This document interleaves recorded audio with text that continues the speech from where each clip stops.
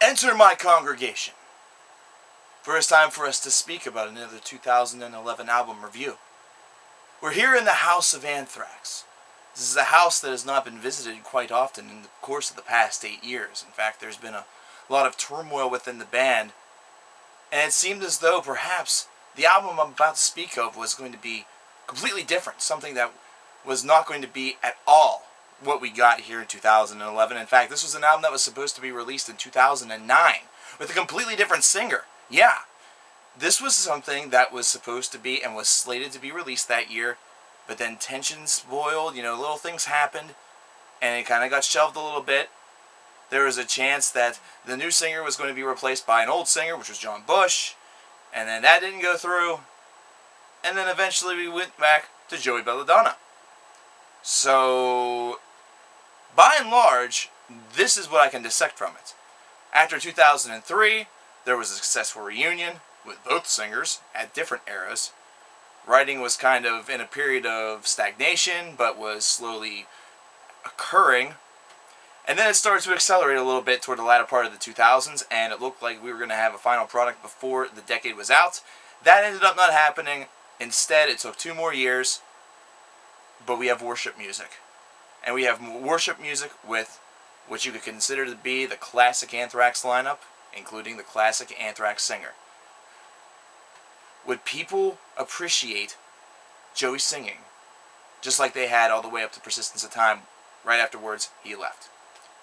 And the answer to that question should be a resounding yes. He's still an extremely capable singer-songwriter, and this band is still the same band, potentially, that they could be, or were, should I say, in the late 80s, early 1990s. The only difference is, of course, it's 21 years in the future, so they've adapted and they have reformed their sound. They've done a lot of little tweaks and things like that through albums such as Stomp 442, through albums such as Volume 8, We've Come For You All, things like that.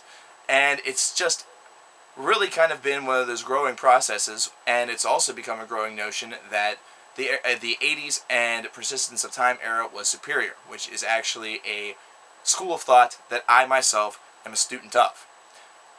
Worship music comes, and it is actually one of these albums that is a very debatable release. It's something that's going to cause a lot of conversation amongst you guys in the Cover Killer Nation. Some of you are going to say that you love this album. It was great to hear the guys again. They've really returned to form. While others are going to say that it was kind of a little commercial.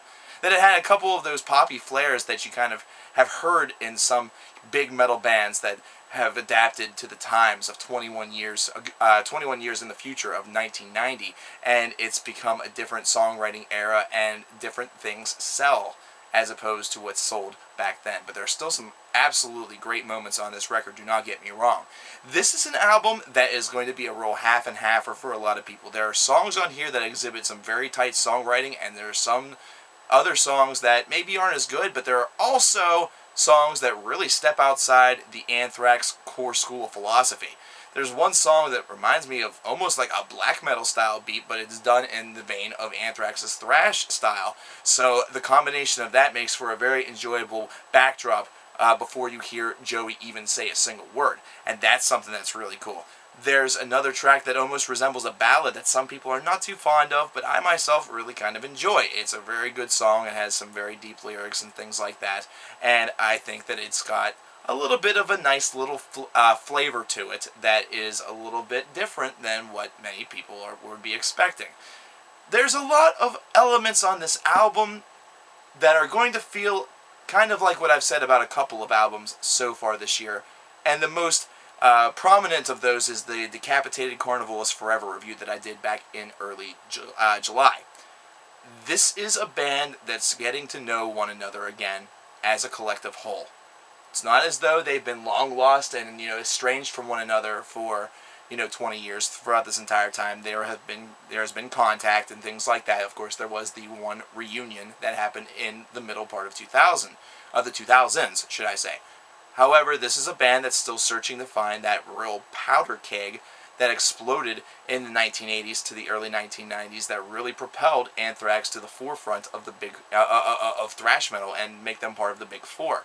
So this is an album where it's going to be almost like this is a taste of what's to come. What's to come is going to be even better.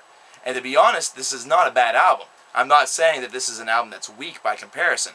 I'm just saying that there's a lot of moments on here that are a little bit more kind of rough and tumbly, where the songwriting seems a little bit forced or rushed, and it almost seems as though the real core, the link that brought them together, it's there on about 80% of this record, and then on the other 20%, it's still kind of being developed. It's still the chemistry is still being tweaked with. That way it makes the perfect formula. And that's the best way that I can really argue worship music to any type of music fan. This is a chemistry experiment that's not quite complete. The formula is not quite perfect. There are still calculations being made.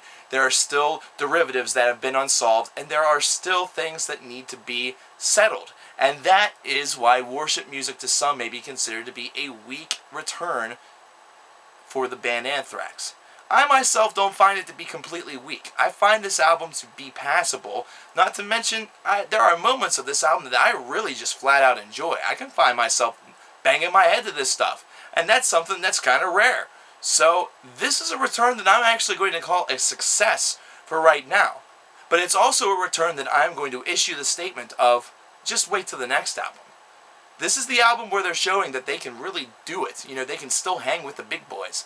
But the next record, that's going to be the one where they thrust themselves back into the ring with the heavyweights and shows the world just what Anthrax was all about in the 1980s and 1990s. Yes. Look forward to a bright future, and don't look forward to another 8-year wait. This is satisfactory.